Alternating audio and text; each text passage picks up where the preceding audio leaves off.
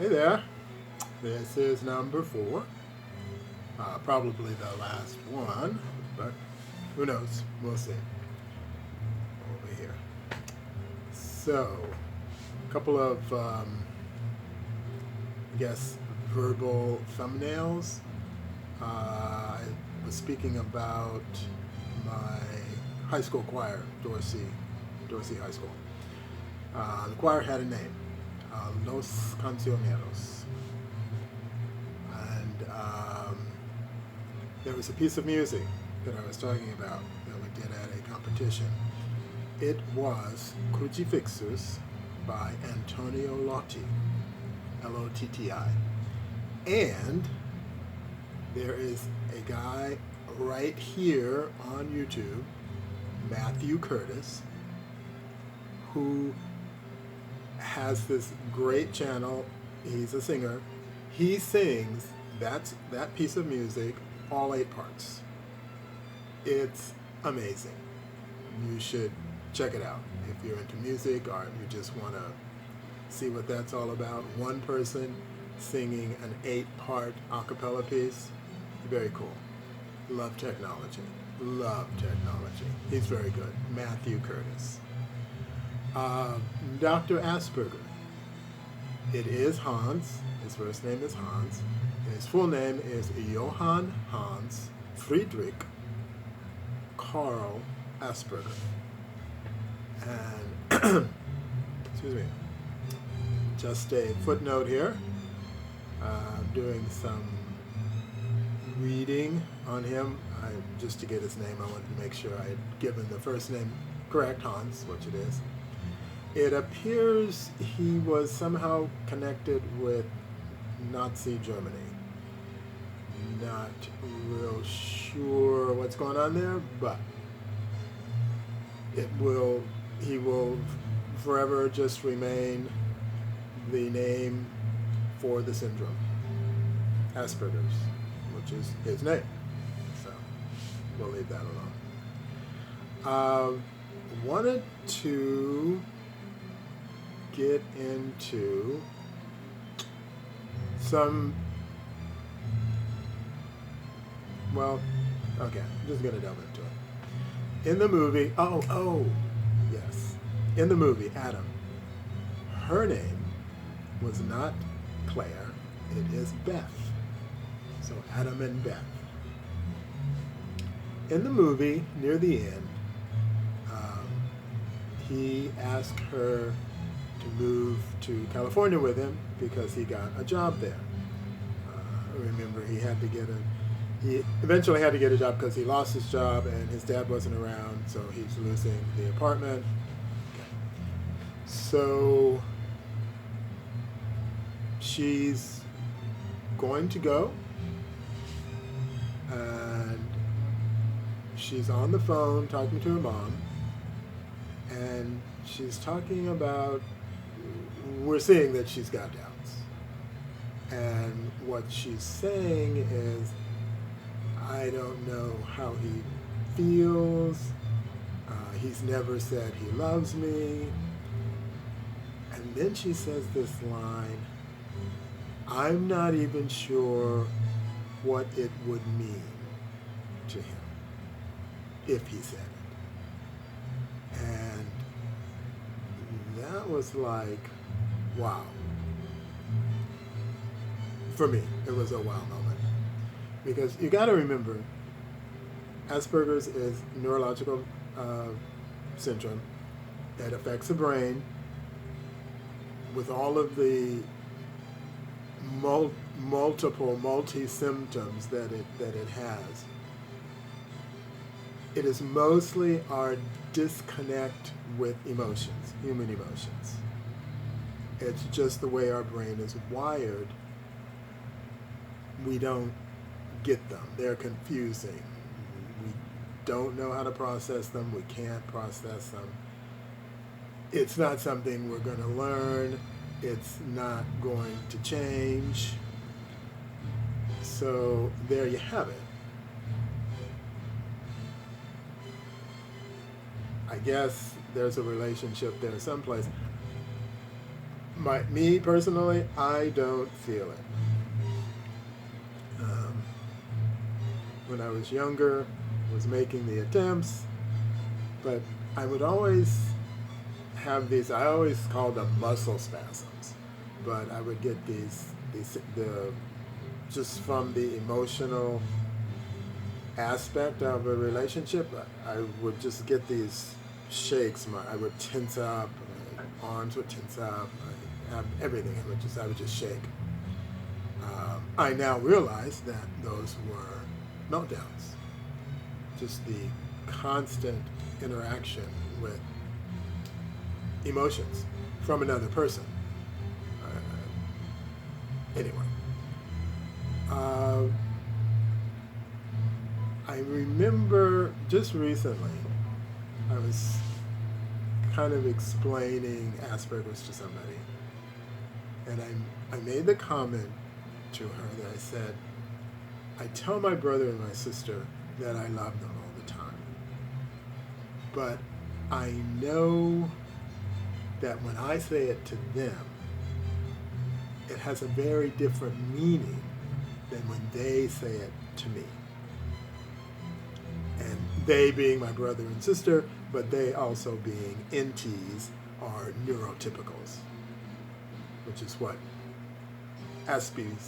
people with Asperger's, call everybody else neurotypicals, because we are not neurotypicals.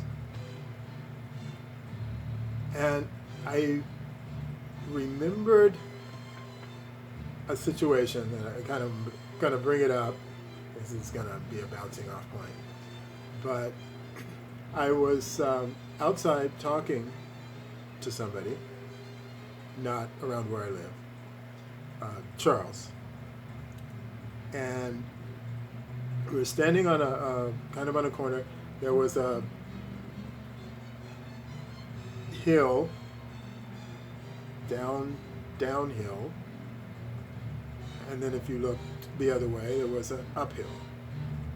So we're on this corner, we're talking, and this woman walks by, and I'm assuming it was her child. I don't know that was, could have been a grandson, but I'm assuming it was her child. I'm not really good with ages, so 4, 5, maybe 6, I don't know. It's that age where they suddenly discovered running, and so they run everywhere. They're gonna run. So Charles, being a neurotypical, gets into a conversation with the lady. I, having Asperger's, I step back. I remember from the reading that I did after I saw the movie, there was a doctor in one of the books that commented early on, before Asperger's got into the medical journals, it was oftentimes confused with schizophrenia.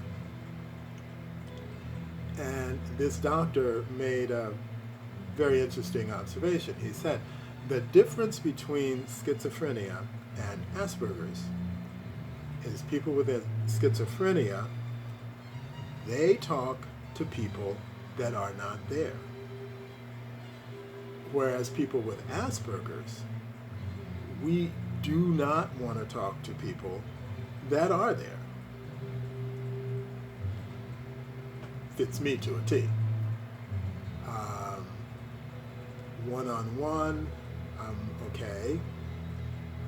Me with 2 other people, I'm still kind of okay. But you get 3 people and me, it becomes a party, and I'm probably going to leave the room. So anyway, Charles and the lady are talking. The kid takes off running down the hill. Now, at the end of the street, the end of the hill, is a intersection with a signal, very busy street.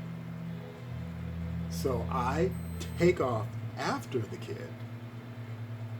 I get to him just before he gets to the corner, and I'm like it's kind of like okay, what do I do now?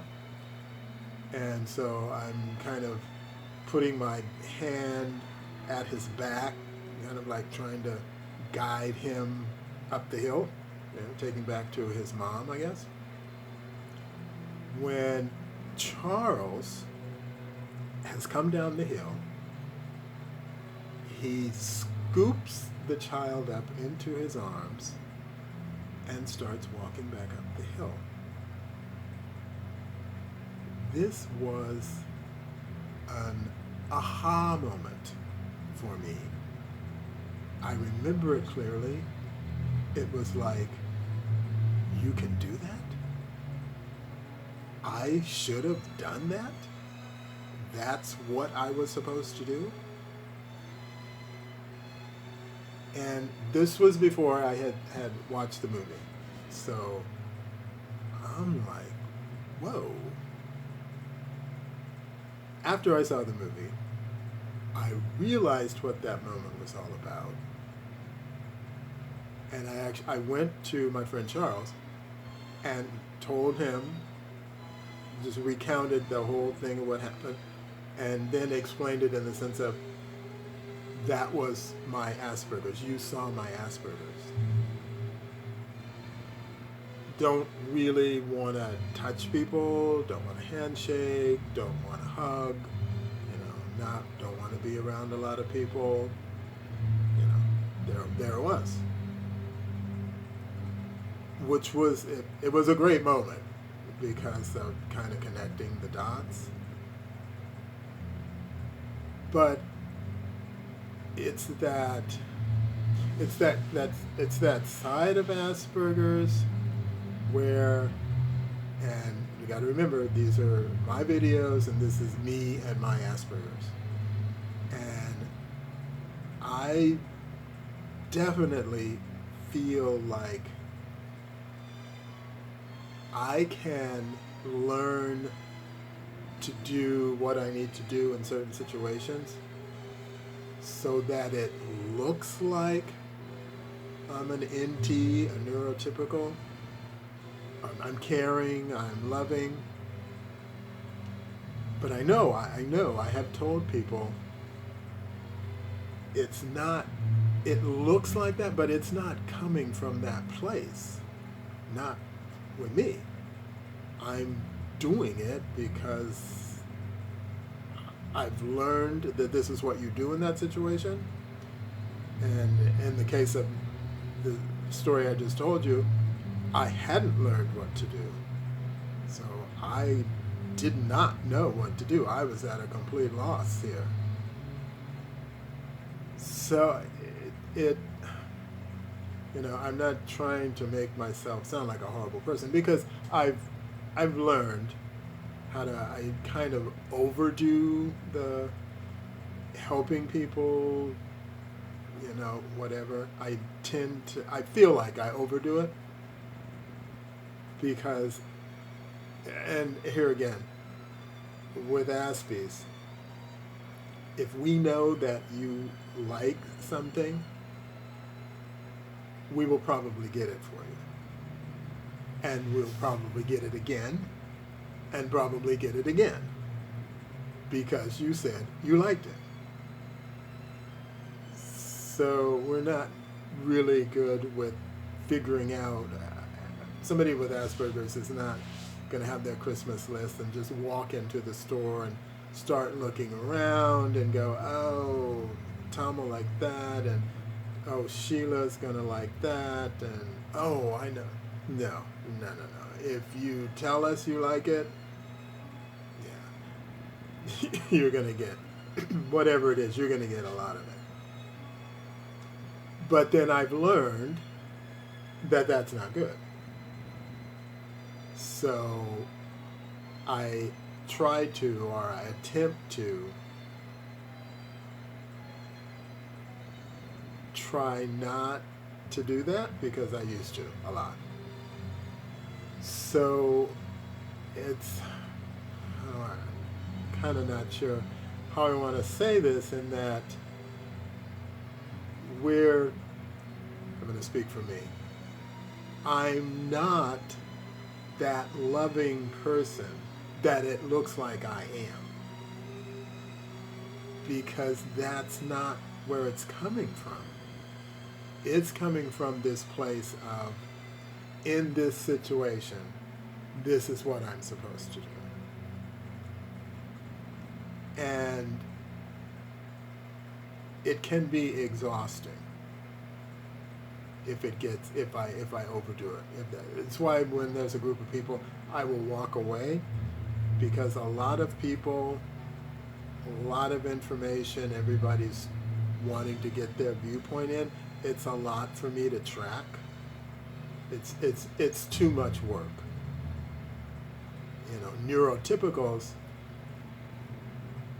that's something that they enjoy being in. It's that humanness. I'm human and I'm going to interact with people. It's not enjoyable for somebody with Asperger's. And so it's just, I kind of wanted to touch on that because I hadn't in the other three, and I know for me, it's a big part. It's a big part of who I am, and I'm not. There's no shame in it for me. I have Asperger's. There's not really a lot I can do about it. But also there was another thing. When I first realized that I had Asperger's, and I was talking to people about it, letting them know that I had it, I remember one person said to me, "Oh yeah, people are always saying there's something weird, something odd about us." And I wasn't hurt or upset about that. I took that, and it was kind of a light went on, because I'm thinking that I've got this human thing down, and I'm being warm and loving and gracious and caring and kind with people. Well, that comment told me that, yeah, it might be working, but not a whole lot. So I can do the moves, but it's not coming from the place that most people will associate it with. So I would have to say I get credit where credit really isn't due. But, you know, I try to make it work. I think that's I'm much more comfortable with who I am, with that understanding now that, okay, I'm doing this, but I'm not really fooling a whole lot of people. But that's okay. I'm doing it, and I probably still look awkward or weird, or it's not like completely there. But yeah, in the movie they address this, because I had mentioned that near the beginning of it, he was sitting on the stoop with his laptop, and she was struggling to take this cart up the stairs, and he was completely oblivious. Whereas at the end of the movie, he was at his new job, and a delivery service came in with a lot of packages, and took him a moment. He didn't catch on right away, but at one point, you could see him kind of working it out in his head, and he went, "Oh, do you need help with those?" And she said, "Yeah." And so she gave him one or two of the packages, and she took the rest, and off they went. And so it was one of those moments where I would imagine people not having Asperger's would think, "Oh wow, he's become loving and caring and kind. And I guess maybe some people with Asperger's do, but I saw it more in terms of myself, in that he had learned to present himself in a way that doesn't get on the bad side of people, or can allow people to think that, okay, well, he's weird, but he's kind of an okay guy, that kind of thing. And I just wanted to not get out of these talks that I'm doing without bringing that up, because that's a big part of who I am. I'm aware of that constantly. And I have to watch myself, because I can't do that a lot. I can do it when I'm out in public. So when I'm home by myself, and I do that a lot, because that's my downtime, that's my recharge, I don't have to deal with that. And particularly now, we're in the COVID-19 and the pandemic. Initially, when things shut down and you could go out for essentials, there was no one outside. No one outside. And for me, it was glorious. It was like being at home, in my space, at home, but outside. No people walking around, very few cars. It was truly wonderful for me. Not the pandemic COVID-19 part, people getting sick and people dying, not that part, but just that there's always this sort of heightened sense when I'm going outside, and okay, there are going to be people around and that kind of thing. But during those, it didn't last very long, maybe a month, maybe a little longer. It was just great. I loved it. And on the other hand, I know there are the people persons who that was really trying for them. That they didn't have any contact with people, and so I could see why people were reacting. Not at first, but they were eventually reacting like they were. It's like, we need to get out. We need to be around people. Come on. And I'm sitting here saying, oh yeah, no, I'm good. We're good. So that was that. Just wanted to add that in there. And I wanted to leave this with a quotation from Voltaire. He was late 1600s, 1700s, philosopher, thinker. He said this, and it just stuck with me. There are those who can get you to believe absurdities, and those people will then be able to get you to commit atrocities. Voltaire. Thanks for watching.